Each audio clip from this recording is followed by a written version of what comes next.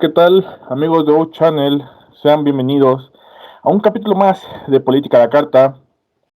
Y en esta ocasión tenemos un invitado que pues va a estar hablando con nosotros. Vamos a tener una plática muy interesante, que es Jonathan Fuentes. Jonathan, ¿cómo estás? ¿Cómo te encuentras?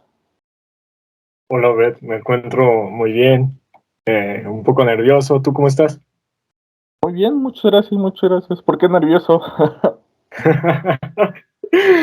Pues es interesante, ¿no? Hablar de estos temas y hoy como persona random de internet, pues me han ofrecido una invitación y pues bueno, vamos a darle a ver qué pasa. Ok, ok. Bueno, pues para el menú de hoy, que quisiera presentártelo, Jonathan, es Guerra contra el Narco, que va a ser nuestro platillo principal. Después vamos a pasar al plato fuerte, con un tema bastante interesante y que va a ser eh, bastante, no sé si controversial, puede ser, pero vamos a hablar sobre el Culiacanazo.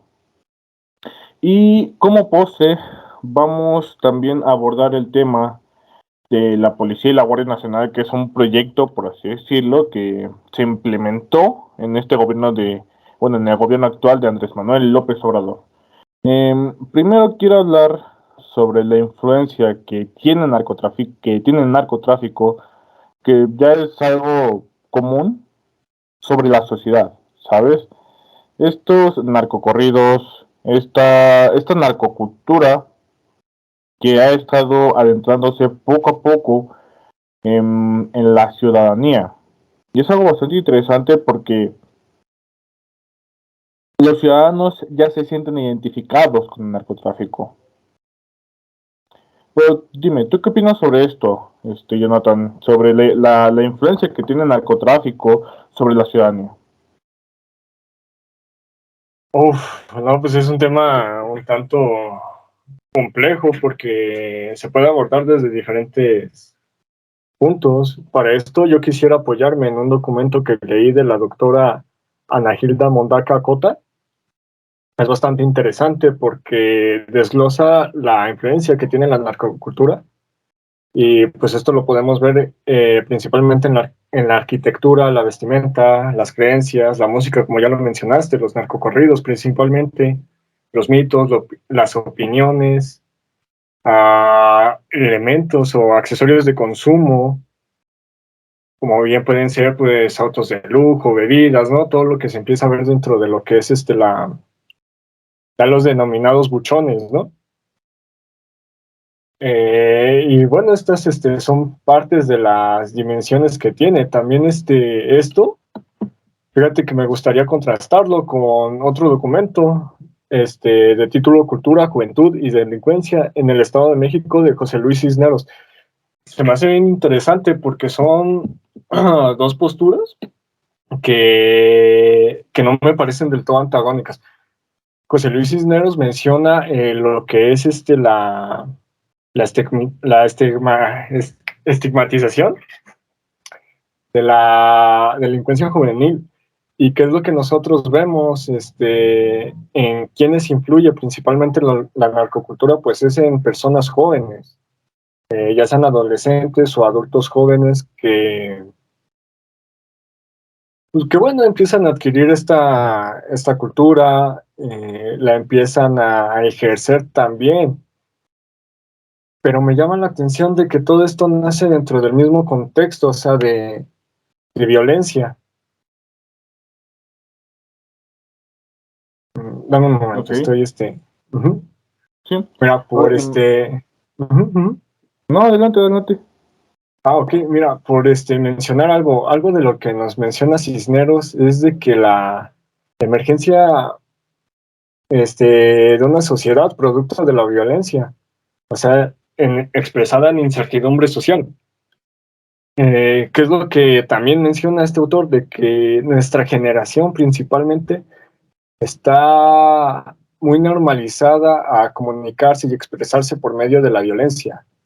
Y cómo a lo mejor, ¿no? Ser perteneciente a un grupo social o alguna región en específica va a hacer que te etiqueten y te estigmaticen hacia cierto grupo, cierta cultura, digamos, ¿no? Cierta etiqueta que te termina asociando con la criminalidad, ¿no? Por decirlo así.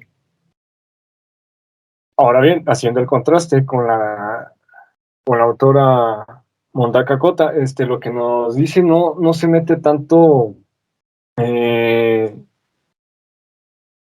en lo que viene siendo la criminalidad, sino de que ella ya ve lo que son los resultados, ¿no? De lo que lo ejerce. Por ejemplo, me llama mucho la atención cuando menciona la arquitectura y menciona, aquí lo vamos a traspolar, ¿no? Al cementerio que hay en Sinaloa, que es ya como conocido, ¿no? De los narcos, donde tienen unos mausoleos impresionantes. ¿Mm?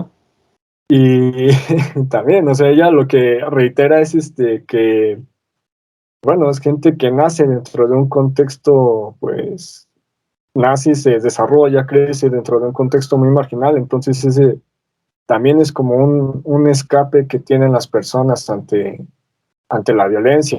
Obviamente esto igual pues, lo vemos reflejado, tanto lo que se ha venido manejando en política pública por parte del Estado, ¿no? La falta de regularización, combate en respuesta contra todo lo que son los altos índices delictivos que estamos viendo en la sociedad, que no es un problema de hoy, sino que ya es un problema de hace años, ¿no?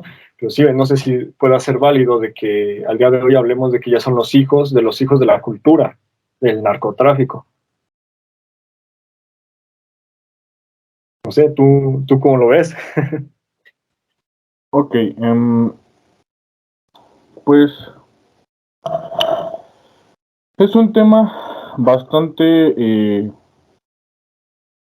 duro, ¿sabes?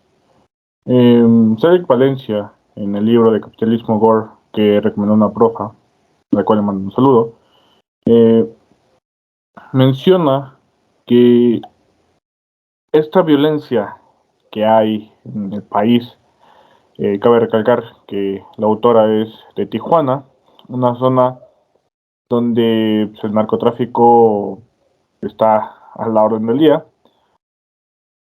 Mencionas que la violencia se da debido a una ausencia del Estado. Y entonces es ahí donde empezamos a ver que el Estado, diagonal, el gobierno, no ha hecho bien las cosas. Y y quisiera retroceder un poco, cuando se da esta guerra contra el narcotráfico, que fue durante el sexenio de Felipe Calderón, se da en un contexto en el cual pues era una lucha de cárteles, que tenemos en México varios cárteles, eh, como el cártel Jalisco Nueva Generación, el cártel de los Caballeros Templarios,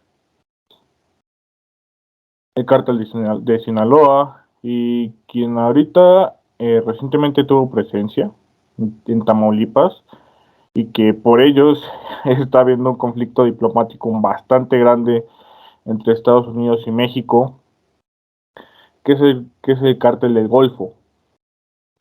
Entonces, cuando se da esta lucha de cárteles y Felipe Calderón viene con esa guerra para buscar o para dar con los grandes narcotraficantes, se tiene a un personaje controversial que hace unas semanas fue sentenciado, que es Genaro García Luna. Este personaje que tuvo nexos con el narcotráfico, especialmente con el cártel de Sinaloa, al cual con el cual lideraba Joaquín Guzmán Loera, actualmente pues prisionero en Estados Unidos. Y es bueno, a lo que quiero llegar es Sí, sí. que esta narcocultura se ha ido plasmando, se ha ido entrometiendo, se ha ido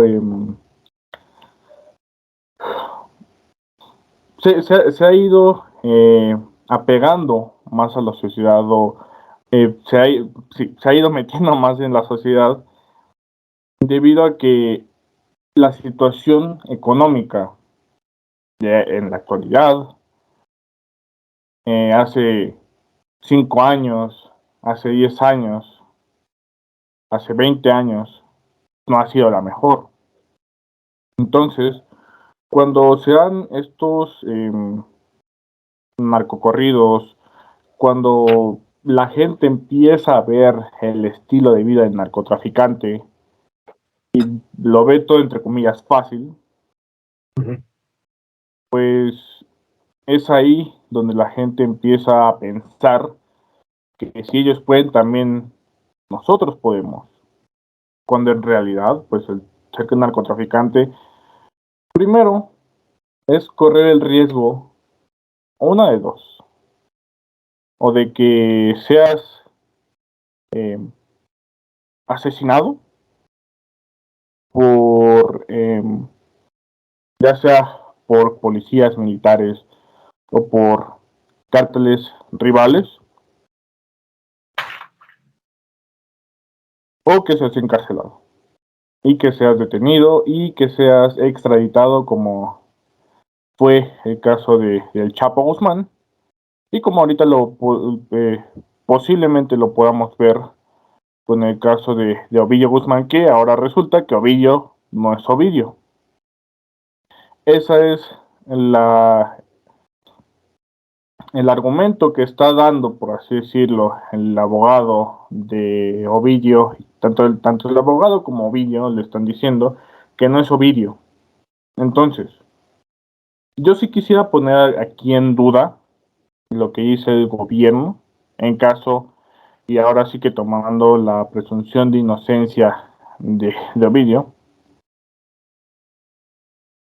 Si no es Ovidio, en un dado caso, creo que ahí el gobierno quedaría más, pero bueno, ya no me quiero meter tanto con el gobierno. Regresando a la narcocultura, pues sí, ahora sí que la narcocultura está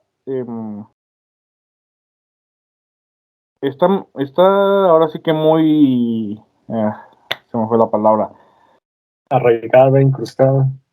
incrustada, arraigada por la sociedad, por las facilidades que tiene y porque se puede hacer dinero fácilmente. Además de que puedes conocer otros países, o sea, te da una facilidad que a lo mejor no te lo va a dar ningún otro trabajo, pero vuelvo a lo mismo, se corre en riesgo la vida propia. No sé si tú quieres decir algo.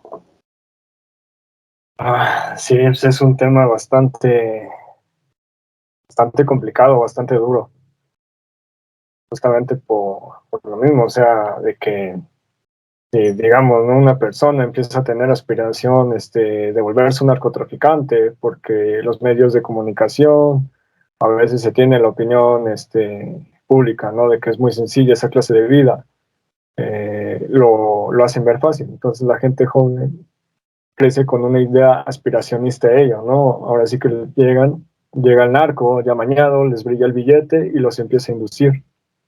O también por el mismo aspiracionismo puede ser de un adolescente,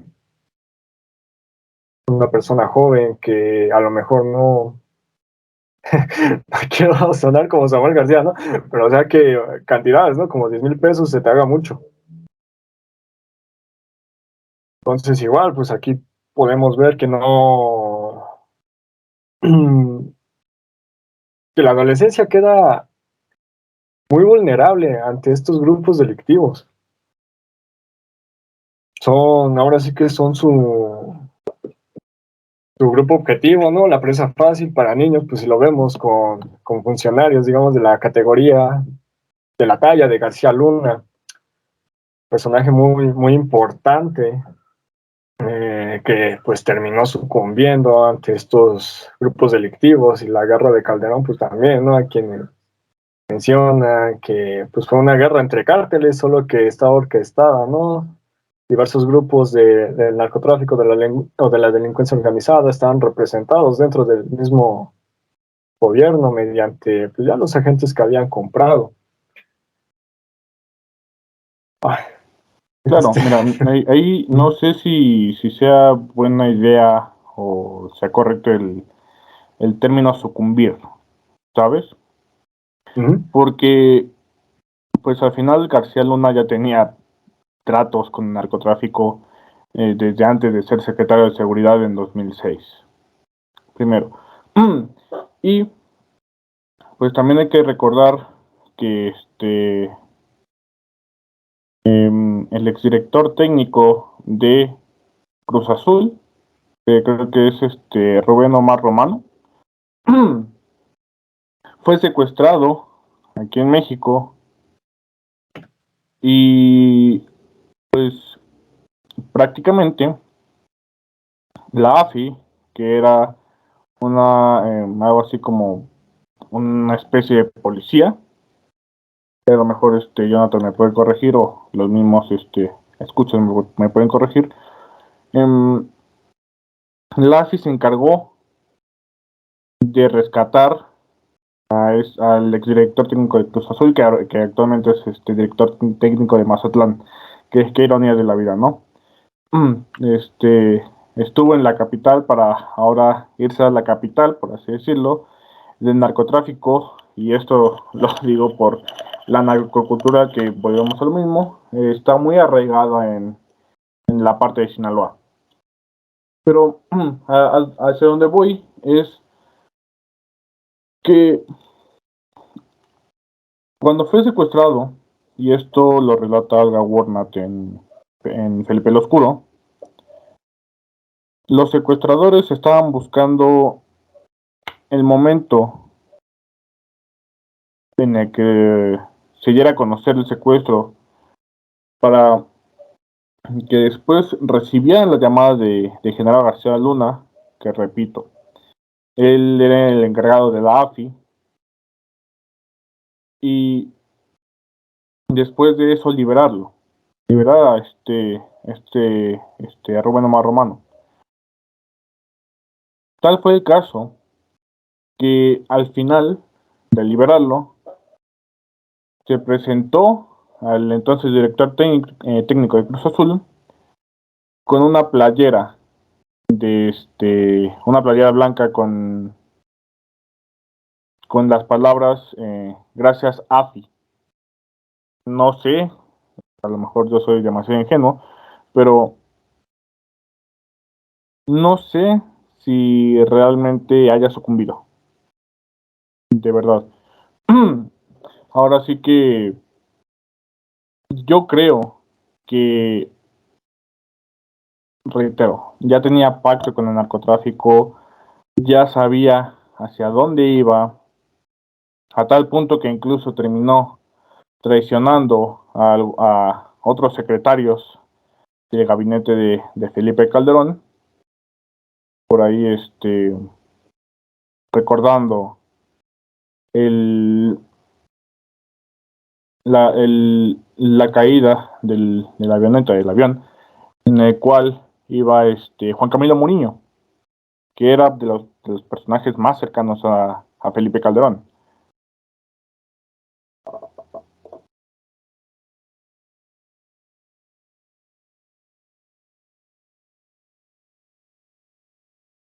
No recuerdo si en ese fue el avionazo del SAR antidrogas, ¿no?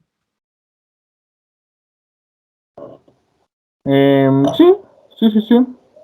Ahora sí que también estaba Blake Mora, que fue, repito, bueno, sí, repito, fue el avión que se cayó cerca de la torre de Pemex.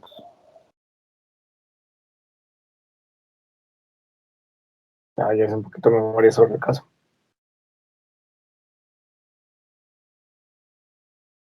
Sí, de hecho, creo también lo mencionaba José Revelés en el libro de las historias más negras. Un libro muy duro. A lo mejor, y bueno, bien dices tú, no, igual no sucumbido, pero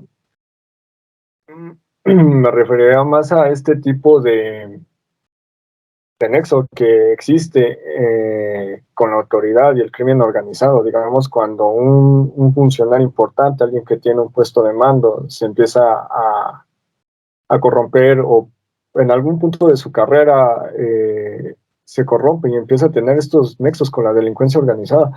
Ahora también, ¿no? Lo que mencionabas del agarro de Calderón, pues sí, o sea, el gobierno empieza a dar golpes que siempre pareciera, ¿no? Que benefician al cártel de Sinaloa. Entonces, sí, vemos aquí un intento de estrategia para combatir a la delincuencia organizada, ¿no? Pero más bien pareciera que la propia delincuencia organizada utiliza la estrategia del ese entonces, bueno, la estrategia nacional en materia de seguridad pública de ese entonces, para ellos mismos efectuar los golpes y beneficiarse de ello. Claro, claro. Ahora sí que sí fue una guerra caótica. Igual en esta semana se dio a conocer el famoso búnker de García Luna. Sí. Y pues ese búnker se hizo, y de acuerdo con información del gobierno federal, se hizo similar al de un programa de Estados Unidos llamado 24 horas. Y por ahí, Edward Warnock también menciona que Felipe Calderón tenía esa idea de los espías. Entonces, no se tenía la idea de la dimensión que a lo que esto podía llegar. Incluso ahí, en una plática que tuvo Calderón, le preguntaron, la gente de verdad no es por preocuparte, pero pues la gente no está contenta con lo que ha estado pasando. ¿Quién en ese entonces estaba em, ahora sí que eran noticias constantes de las narcomantas, de colgados en los puentes, bueno, de cuerpos colgados en los puentes, tiroteos? Y Calderón dice, la gente, quiero que estos cuates entiendan que esto no va a acabar aquí, ni va a acabar con este sexenio. Y efectivamente, ya ha pasado poco más de 16 años de la guerra contra el narcotráfico de Calderón, que todavía seguimos pagando, que todavía seguimos viviendo, porque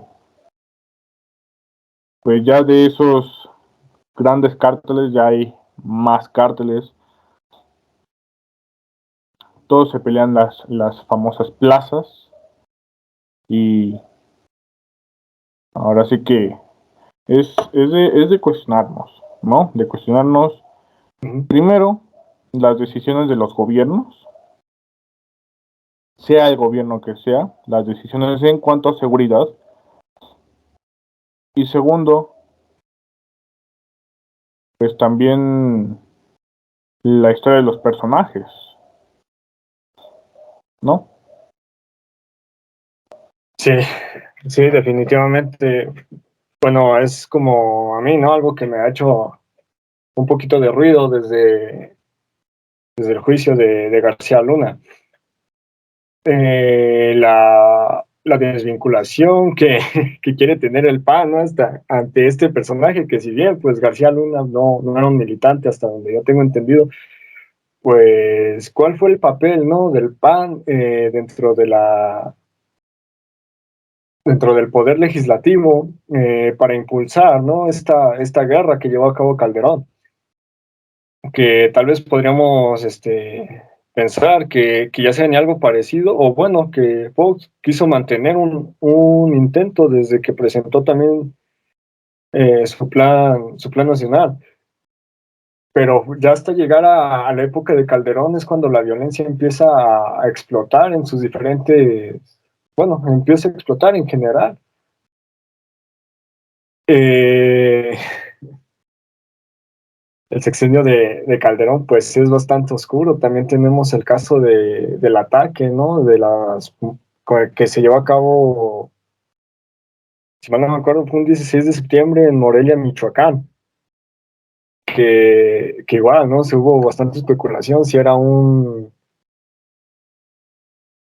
ataque, digamos, ¿no? Una mezcla de terrorismo con narcotráfico, ¿no? Una especie de narcoterrorismo que se dio en esa época.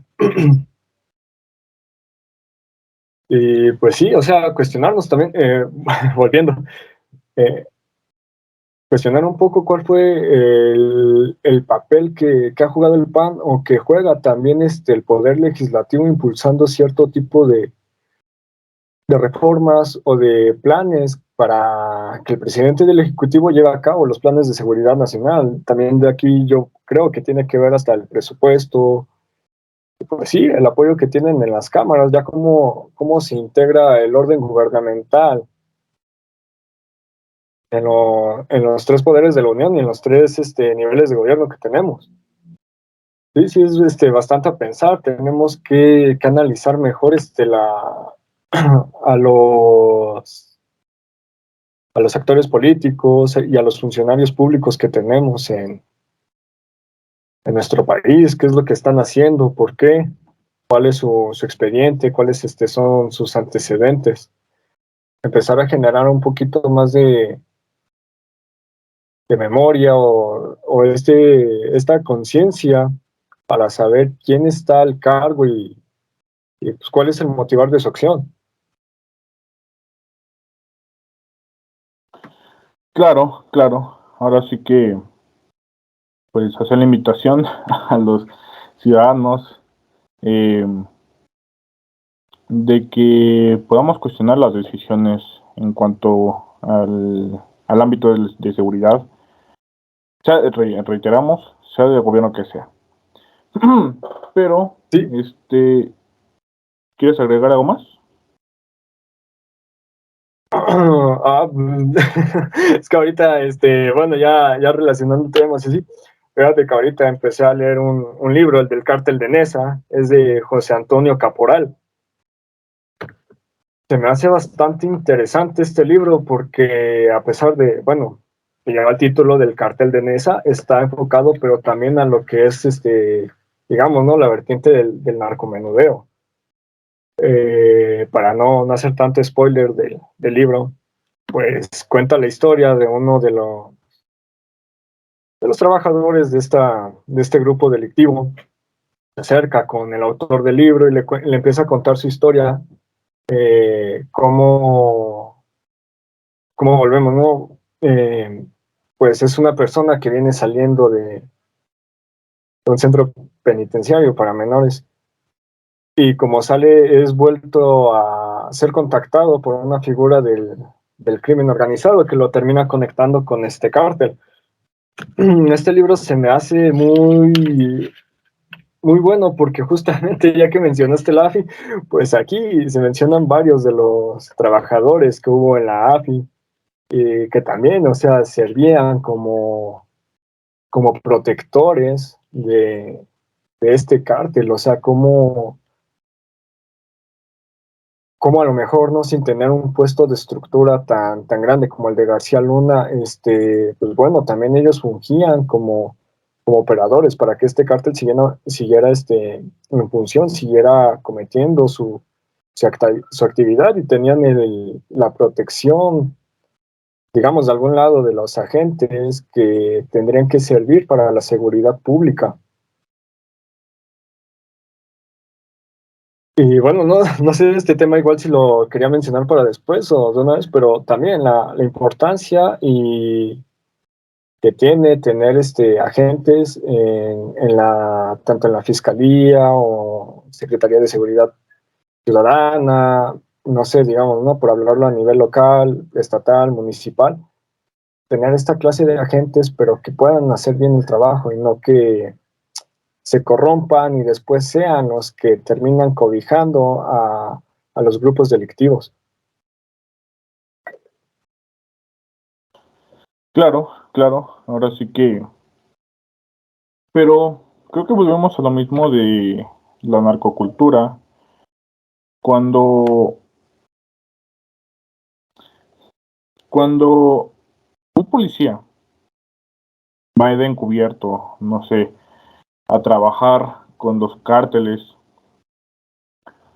y ve el estilo de vida tan, no sé, opulento que tienen y regresa a la triste realidad del policía, de, de crisis económicas, de inseguridad, de, no sé, de muchos problemas, pues es muy difícil y posiblemente pudiéramos, no sé, em, adoptar esta idea de si un policía atrapa, no sé, 10 delincuentes, pongámosle, va a recibir una cierta bonificación. Ojo, esto es algo que ya se puso en Colombia, un país donde también se dan muchos cárteles y lamentablemente eh,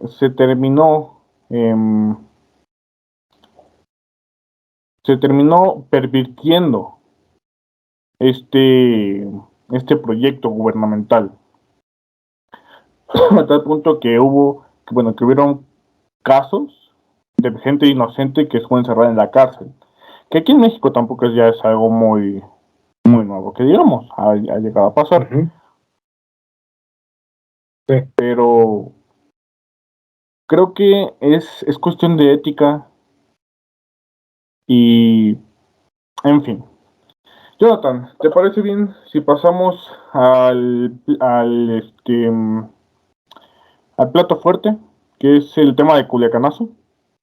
Sí, vamos. Vale, vale. Bueno, pues en 2019 se dio esta emboscada al hijo del Chapo Guzmán, Ovidio,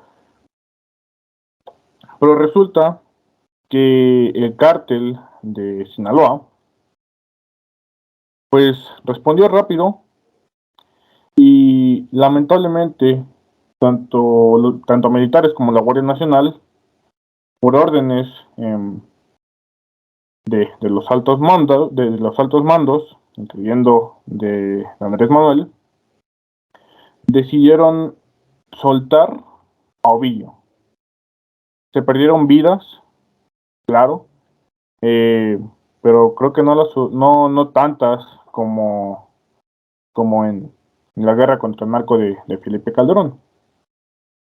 Ahora,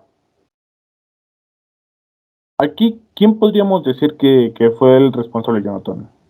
Bueno, más bien, ¿de quién fue la culpa? ¿Fue la culpa de los militares por no haber avisado? ¿Fue la culpa de los altos mandos por no haberle dado el aviso a Andrés Manuel? ¿Fue la culpa de Andrés Manuel al ordenar eh, que se soltara Ovidio Guzmán? Oh, qué buena pregunta. Bueno, aquí no sé si te parezca bien, hacer un recuento de los daños que hubo ese día. Si me permites, claro, le doy lectura. Mira, el general Sandoval dio los detalles del despliegue de los sicarios, quienes rescataron a Ovidio Guzmán.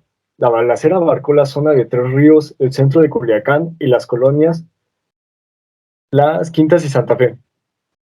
Los pistoleros armados con rifles de alto poder, entre ellos los de calibre .50 y granadas de fragmentación, Se desplegaron en puntos claves y atacaron a los militares y a la Guardia Nacional. Incluso capturaron a 8 soldados, organizaron 19 bloqueos y liberaron a 39 reos federales y 10 del Fuero Común. Dispararon contra el cuartel del ejército y la sede del C4 en Culiacán. Esto yo lo rescato de un podcast bastante interesante que sacó la revista Proceso, titulado como El cuerpo de élite que falló. Ese lo podemos encontrar en YouTube, por si la audiencia, tú mismo, quieren profundizar también más el tema. Yo lo recomiendo, es bastante bueno en la sustancia. ¿Por qué? Porque nos habla de las instituciones que tenía el gobierno para en ese momento estar enfrentando los crímenes, perdón, los cárteles. ¿Cuáles eran las funciones? ¿Quién estaba en qué departamento de inteligencia? ¿Cómo se querían organizar? Lo que yo tengo entendido hasta el momento, por lo que he podido investigar del tema, es de que el operativo falló. Se generó un descontrol brutal en la zona.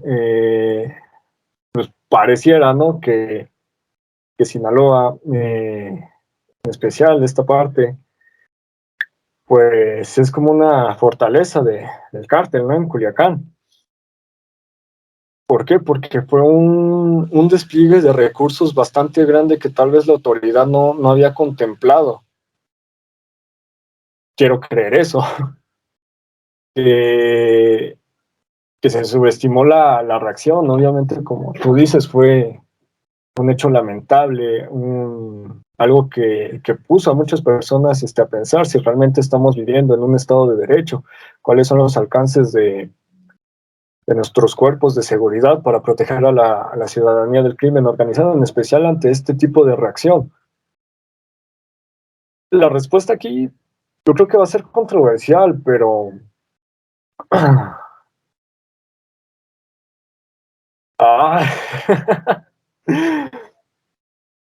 me gustaría pensar que el no derramamiento de más sangre fue lo indicado, porque, bueno, te creía ahorita lo que tú mencionaste hace unos momentos del Ovidio, que no es Ovidio, pues ya pone a pensar bastante, ¿no?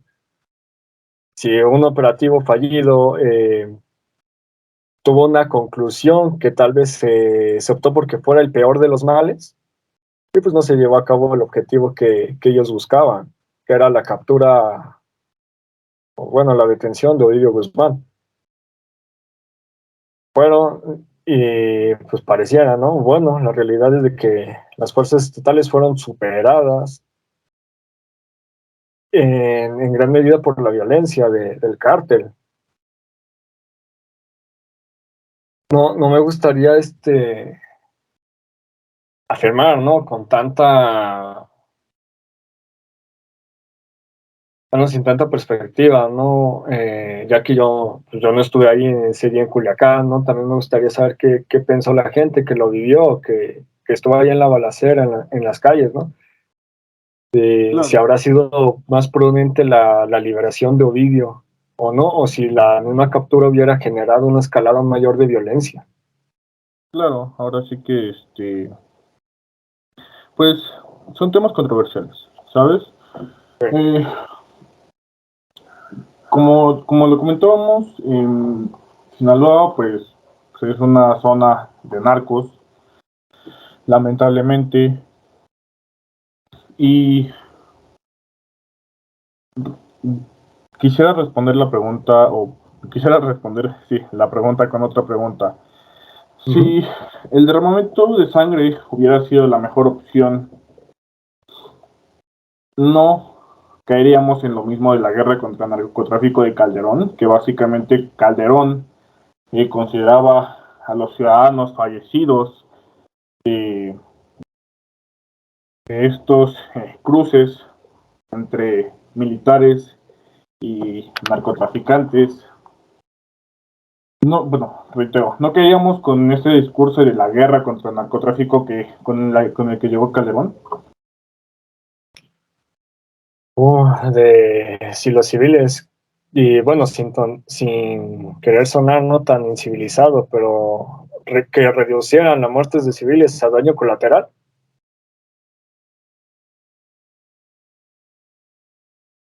Sí, no, yo creo que si la escalada pudo haber ascendido a más, yo creo que tal vez esa no hubiera sido una respuesta tan satisfactoria para la ciudadanía. Fíjate, en esto, algo que dijo AMLO se me hizo bastante acertado. Él dijo, no puede valer más la captura de un delincuente que la vida de las personas. Pero también sí, pero yo no soy fan de AMLO, lo aclaro. Pero esa frase en particular sí se me quedó bastante, porque pues, ¿qué vas a ponderar más, no? O sea, a lo mejor el operativo lo puedes volver a armar, pero una persona que pierda la vida en un operativo fallido, pues ya se fue, o sea, ya no lo puedes recuperar.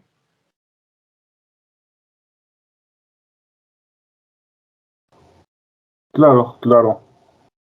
Entonces, eh, híjole, es que creo que sería una buena idea que si alguien de Sinaloa nos está viendo, nos dijera también que, bueno, cuál hubiera sido la mejor opción. Porque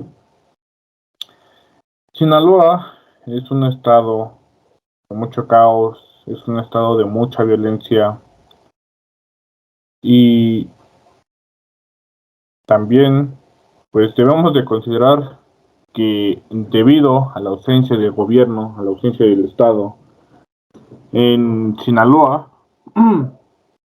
pues la gente eh, ya confía más en los narcotraficantes que en el mismo gobierno. Y eso está bastante delicado, porque entonces el gobierno no está haciendo bien las cosas, el Estado no está haciendo bien las cosas. Ah, pues, pues es que también yo creo que eh, así como muchas veces los grupos, bueno, ciertos sectores de la población están estigmatizados, yo creo que también le pasa bastante a lo que es las policías, ¿no? Inclusive al propio ejército, tenemos antecedentes históricos bastante lamentables en nuestro país, que puede, ¿no? Llegar una persona con la mejor intención del mundo a formar parte digamos, de Sedena o de alguna fuerza policíaca. Pero ¿qué es lo que pasa? De que cuando se ponen el uniforme también trae consigo toda la historia, todo el contexto, tanto bueno o malo, ¿no? Y a veces en el imaginario colectivo pues también perdura más lo malo. Igual yo creo que eso es parte de lo que vemos en nuestro país. O sea, ¿por qué, no sé, a veces en la actualidad hay jóvenes que respetan pues o aspiran más al narcotráfico que a lo mejor a alguna institución gubernamental, ¿no?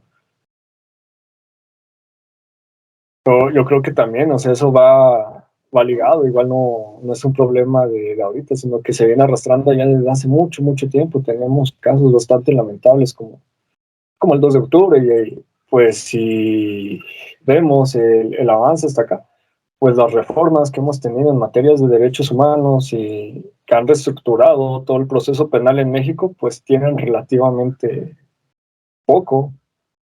O sea, igual, ¿no? ¿Cuáles son los cambios generacionales que deben de darse en los cuerpos de seguridad pública para ver reflejado ya en el actuar policial lo que se quiere plasmar en la ley, ¿no? ¿Cómo volvemos pues los artículos que te dicen, sabes que debes de respetar los derechos humanos de las personas, pero eres inocente hasta que se demuestre lo contrario? No sé, o sea, eso cómo lo vamos a ver reflejado ya en el actuar.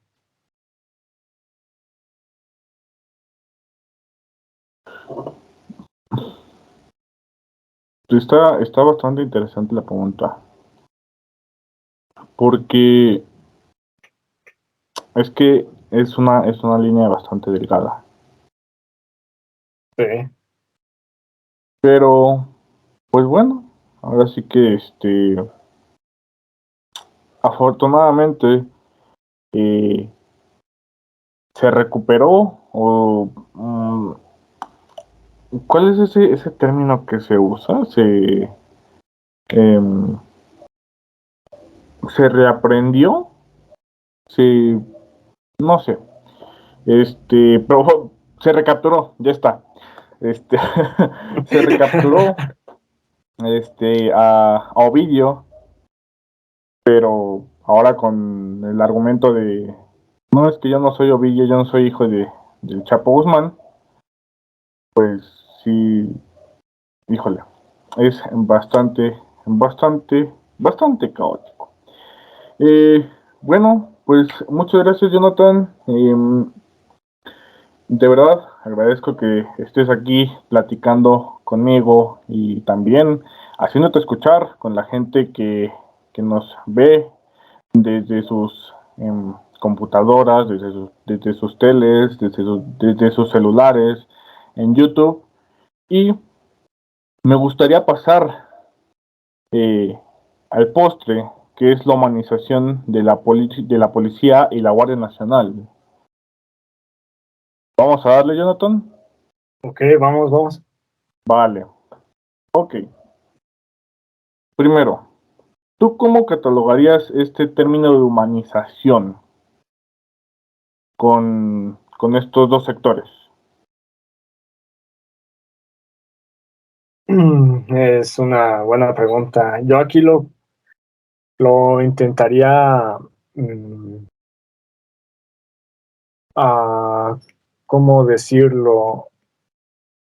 Intentaría fundamentarlo con el hecho de que un policía o un militar es un ser humano al final del día. O sea, ellos van a usar un uniforme, van a usar una heráldica, una placa, pero no es como que se lo pongan y su lado humano quede totalmente deshabilitado, ¿me entiendes? O sea, no es como que esto ya les vaya a quitar el miedo, el coraje, la frustración, este tipo de cuestiones. Entonces, algo que yo había leído de un momento en la Estrategia Nacional de Seguridad Pública presentado por el gobierno actual, pues era justamente esto, la dignificación, ¿no?, de la policía. Tenían un enfoque bastante interesante, pero yo creo que igual, o sea, si queremos tener una policía del nivel que esperamos, también hay que ver cuáles son las condiciones materiales que están viviendo las personas que están trabajando en esas funciones. Otra vez, ¿a qué volvemos? ¿No? Imagínate el caso de una madre soltera que sea policía. Aparte del trabajo, tiene que hacer su turno, tiene que estar dentro de lo que le exige su deber, ¿no?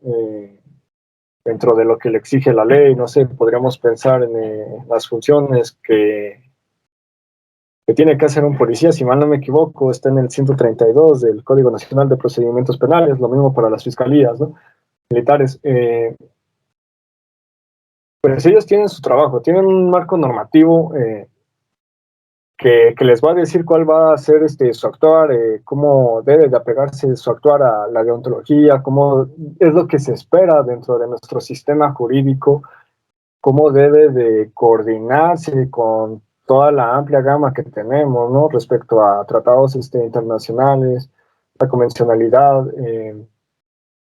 cuál es el nivel, ¿no?, que debemos de esperar de la policía. Pero imagínate que son personas, bueno, no, al ejemplo de la madre soltera, que ya sale del turno, digamos, ¿no?, se le dice Saba Franca, y llegando a su casa, pues imagínate que tenga 2 o 3 niños pequeños, ya los debe de cuidar, volver a trabajar en su casa, obviamente, no debe de descuidar lo que es su responsabilidad paternal o maternal, debe de suplirlo. Entonces pensamos, ¿no?, el policía trabaja aquí, trabaja allá, ¿a qué hora estudia? ¿Cómo podemos manejar las condiciones para que también se vuelva un trabajo atractivo y que realmente a la gente pues le guste estar ahí. O sea, ¿qué tipo de factores tenemos que buscar para, para mejorar las condiciones laborales? También otra cosa, fíjate, esto yo lo llegué a escuchar de un ex policía federal.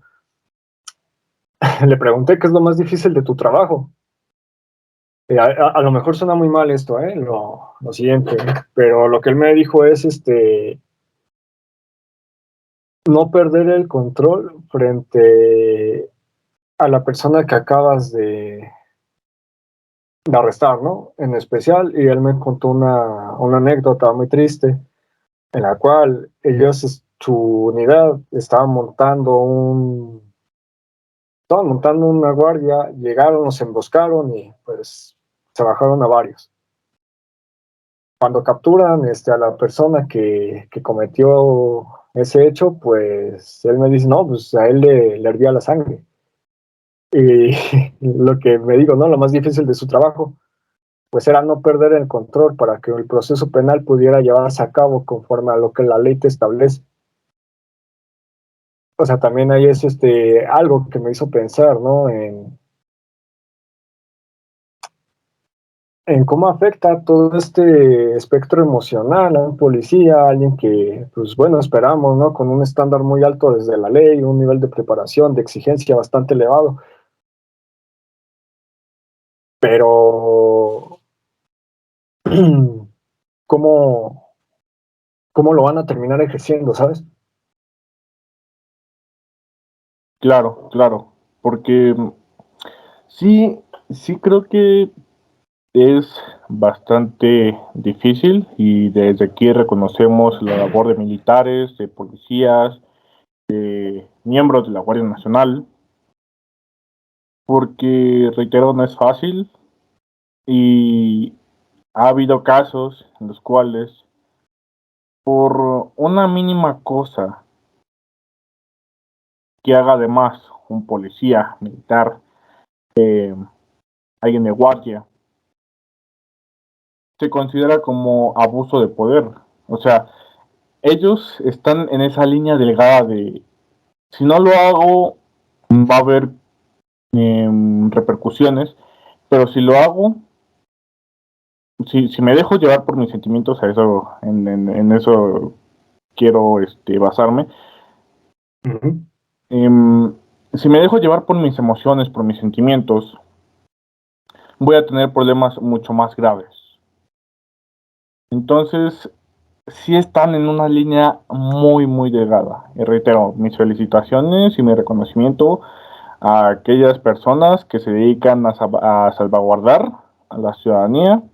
Obviamente, este es un trabajo difícil, es un trabajo que es de esfuerzo, de empeño y pues bueno, ahora sí que también hacer el llamado a la ciudadanía de que a lo mejor tú tuviste un día difícil, no sé, en el caso de las personas de tránsito, tú tuviste un día difícil y de pronto eh, hay una pelea y te desquitas, no sé, con un policía y, y empiezas a decirle cosas y el policía nada más se queda ahí viéndote. O sea, si nos vamos al lado humano, el policía ya te hubiera contestado, ¿no, Jonathan? Pero en el caso del lado humano, del lado personal del policía, no puede. Bueno, más bien del lado profesional del policía no puede.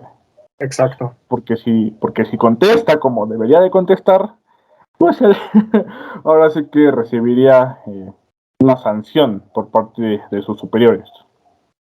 Bueno, y eso a lo mejor no aterrizándolo en algo muy, muy tranquilo, pero pues fíjate, acaba de pasar un hecho bastante controversial de militares eh, de Tamaulipas, no sé si te enteraste, si llegaste a ver la noticia. Y pues, bueno, aquí no, es un caso muy delicado porque debe de seguir la investigación, ¿no? Tanto en el fuero militar como me parece que ya estaba en el fuero civil. ¿Qué es lo que parece ser si un policía o un militar no hace bien su trabajo? Pues de que haya una delgada línea, muy, muy, bueno, hay una línea muy delgada entre lo que puede ser hacer un buen trabajo y, y si no lo hacen bien, si se dejan llevar por los impulsos, ¿no? Pues también, ¿no? Llevar a cabo una venganza extrajudicial y eso puede también determinar una conducta bastante lamentable que va a cargar más estigmas para las personas que porten el uniforme, que pues sí, ¿no? O sea, también nosotros no, al menos yo como ciudadano muchas veces no lo veo. Supongamos, ¿no? Yo no individualizo tanto a un policía, por así decirlo, no de que yo veo un uniforme. O sea, igual y pues ni es el mismo policía, ¿no? Pero pues tú te quedas con la idea de que es un uniforme, no una persona que hay detrás de él. Obviamente, pues sí, tiene que haber un marco normativo que lo regularice, que sea estricto con su función para que no haya abusos de autoridad. Debe de hacerse un trabajo muy limpio, pero sí es una labor muy complicada. También por otro lado, pues bueno, vemos ya una falta de respeto de la sociedad ante las instituciones, que bien, ¿no? En muchos casos, pues puede deberse a muchos factores, ¿no? Tanto socioculturales, ¿no? Que a lo mejor en el barrio en el que uno crece, pues se le tiene un odio que parece gratuito para las nuevas generaciones hacia los policías, ¿no? Igual y los de generaciones anteriores, pues saben por qué fundó ese coraje, ¿no? Pero también hay que reflexionarlo, o sea, el por qué de estas situaciones. Claro, claro. Pero, pues, ahora sí que reitero mi reconocimiento a todas aquellas personas que se dedican a esta labor. Pero ha habido Claro. casos en los cuales sí hubo abusos de autoridad. Y no sé, por ejemplo, me tocó ver cerca de mi casa, dos personas iban caminando y de repente pasa una policía, no, pasa una patrulla más bien, y para a estas dos personas, las esculca y ya después las deja ir. O sea, no sé, y aquí si hay alguien que pueda explicarme, o si Jonathan igual podía explicarme esto. No sé si es legal que un policía pueda hacer esto. No sé si es legal que un policía te suba así porque sí, por, por razones que a lo mejor nosotros como ciudadanos no entendemos.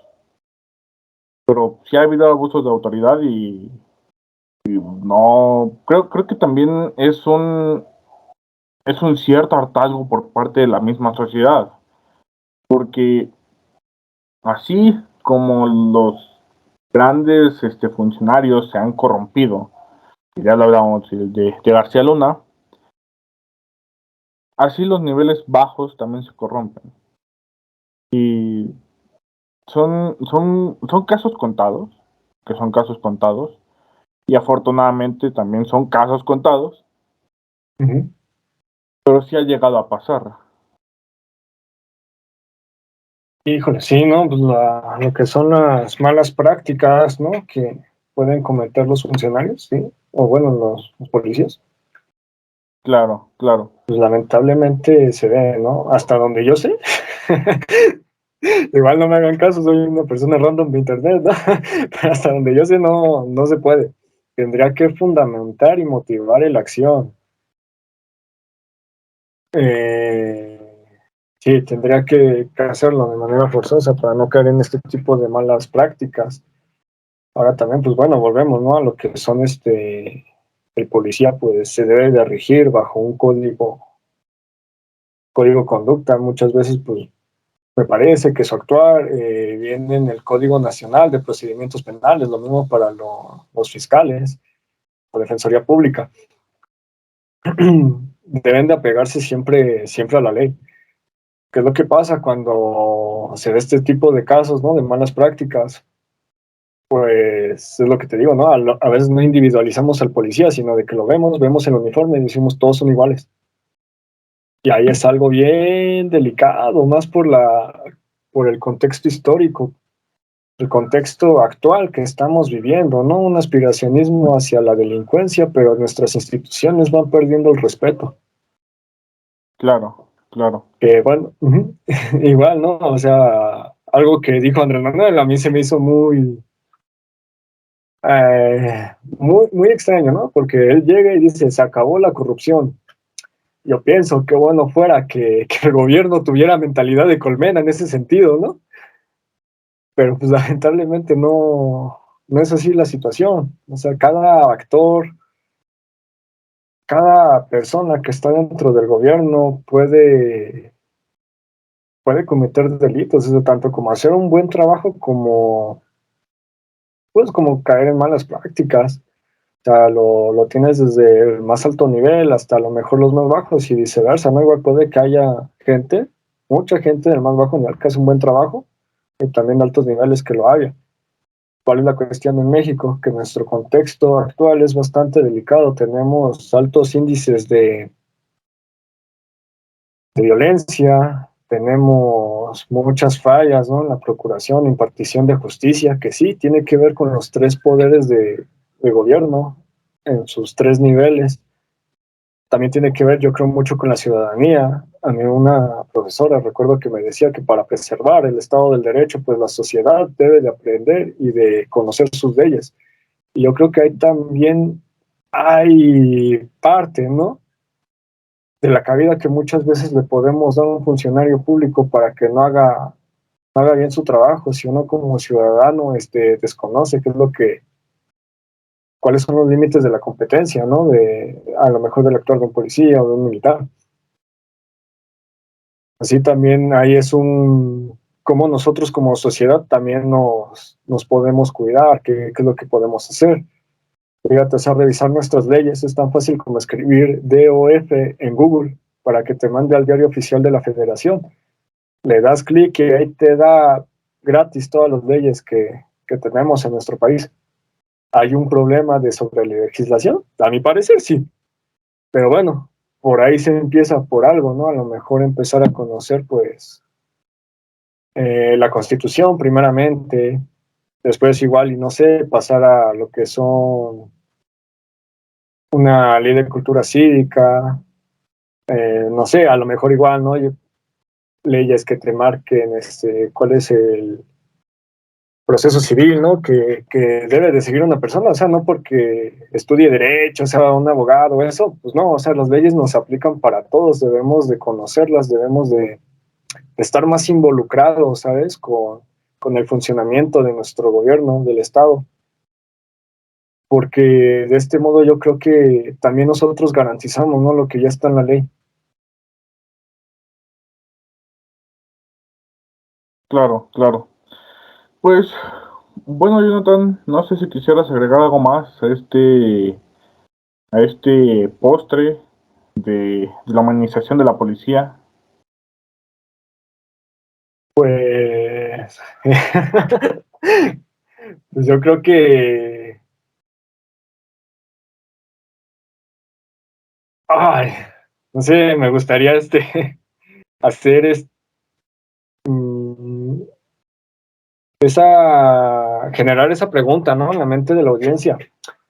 Eh, ¿Por qué, no sé, muchas veces odias a un uniformado, sea militar, policía?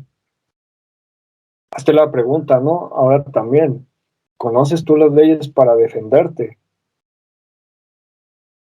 Eso me gustaría preguntárselo. Obviamente, no generalizar, ¿no? Decir, el policía es un enemigo público. No, porque, pues no. Es una persona que está trabajando, también se está ganando la vida. Pero también, o sea, nosotros, ¿qué es lo que hacemos para tener un mejor trato, ¿no?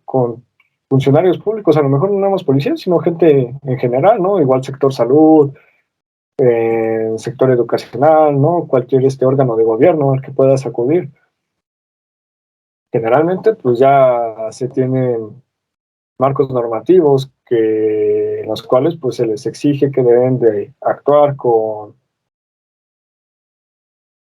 teniendo en consideración lo que son los derechos humanos, o sea, teniendo el respeto y la función para garantizarlos. Pero también nosotros como ciudadanos igual hacer esa autocrítica, ¿no? Lo conocemos, sabemos cómo debe de hacerse. Espero no, espero no haberme desviado del tema. Claro, no te preocupes. Bueno, Jonathan, dime qué te pareció este menú tan interesante que pues creo que es la primera vez que hablamos, por así decirlo, de este tipo de temas en cuanto a policías, en cuanto a militares, en cuanto más bien a todo el ámbito de seguridad. ¿Qué te pareció el menú? Me gustó. Obvio, espero que a la audiencia le haya gustado, ¿no? Igual si tienen aportaciones, su opinión, todo, pues todo es válido. Pero igual yo te agradezco la invitación, ¿no? Yo vengo aquí a aprender. Estoy muy, muy contento con la invitación. Ojalá pueda mejorar la participación, porque siento que el tema sí me he quedado bastante corto. Pero bueno, es un inicio, espero, para poder avanzar, igual ofrecer un menú más sazonado en las siguientes ocasiones, ¿no? Más rico, más denso, con más ingredientes. Claro. Pues Jonathan, muchas gracias por acompañarnos en este capítulo de Política a la Carta. Y amigos, muchas gracias también a ustedes por escucharnos. Esperamos que este menú tan interesante, tan atractivo, tan también controversial, pues haya sido de su agrado. Nos vemos en un siguiente capítulo.